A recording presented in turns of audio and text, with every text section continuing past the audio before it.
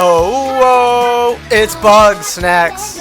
So let's talk about it.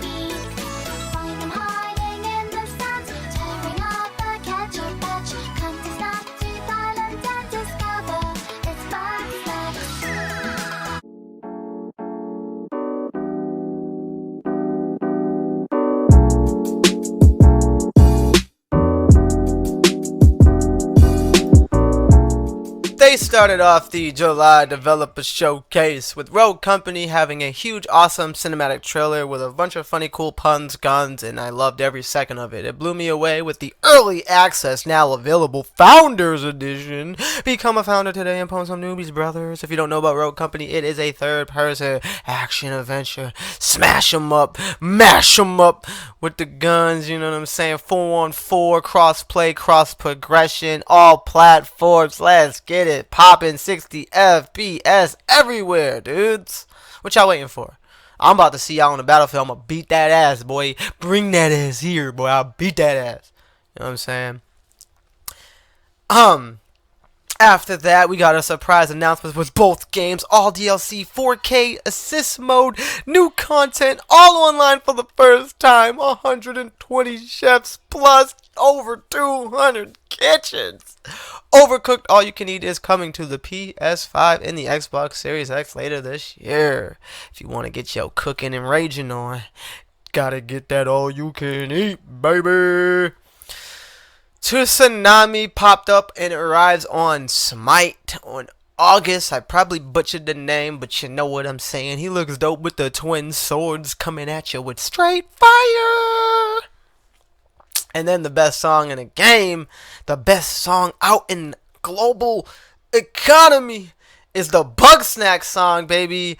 They came on stream with the Bug Snacks performance. If you don't know about Bug Snacks, it is PlayStation 5's exclusive video game about bugs and about all kind of snacks. And it's just a wrap of hilarious comedy, and it seems like a fun-loving game. So they brought out a live performance of the song where we actually got a verse, and the girl was spitting bars, bro. So I loved it. That shit was fire. And then a guy in a box swindled us into his cardboard headquarters and gave us the details. They're very creepy and creative, and I loved it. An in-depth look at Ghost Runner appeared, and mind you, this game looks super, super fire. You could block, reject, and reflect projectiles. You're doing a bunch of running, you're jumping, you're slicing, you're dicing, you're going crazy as a ninja blade warrior. But it's in first person, so you gotta get used to that a little bit. But I still think it is hot fire, bro. And then they had the Girls with Games developers show up with Find Me As You Play, which is a shadow separated from its person, and it's really spooky and kind of depressing a little bit. You take the form of things inspired. You take the form of things, and it was also inspired by Limbo. And then they cut that in the middle to announce Untitled Goose Game gets an eco-friendly treatment for their physical release and even their vinyls. So you can buy some eco-friendly stuff, help the environment out with the gooses and, the fishes, and you know what I'm saying. Airport Run by Dogs was announced, and I couldn't stop laughing at this one, man. It is doo-doo garbage doo-doo, but it's a funny garbage doo-doo. It's pretty much a meme game. If you're into meme games, this is the one to get. Airport Run by Dogs with stock photos. Oh, yeah. Until the End was made by two lovers in Canada, and it's an awesome fighting game where you're trying to fight your way back to your family with some decent gore and some hinted boss fights. I like it.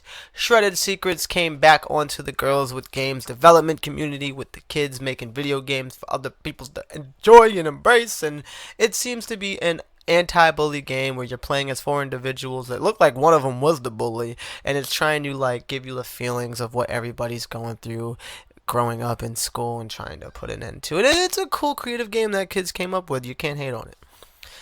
And then this mundane horror game appeared by one man army. Everything was done by this one dude, literally for this one dude in development for over 6 years. It looks great and it looks spooky, and it's looking like a game to try in the dark, spooky, grim reaper I don't know. Then Griefhem, a pick-up-and-play combat video game where you're knight slaying your enemies, looks awesome. It got some decapitation moments. The devs stretched that it wanted to be pick-up-and-play. It was inspired by other games that are similar with the pick-up-and-play styles. You get new abilities, new equipment, and each time you go through the game, it changes the enemies. And it's also single-player, or you could play with friends in co-op. They showed off I Am Dead, which is a puzzle adventure game where the main character is a ghost, and you have a ghost doggy, Spocky, who's also helping you solve your puzzles, meeting other ghosts, and save the place that you once created. It looks vibrant, colorful, it's fun, and devs also clarified it's kind of more like a hidden object game at times. Check it out if you're interested in I Am Dead. Then they followed that up with a Figment Creed Valley, which is a little bit more a little bit more for me. Just directed for my type of gaming taste. It's a human mind video game that takes place in the human mind, and you want to restore the human mind to full capacity.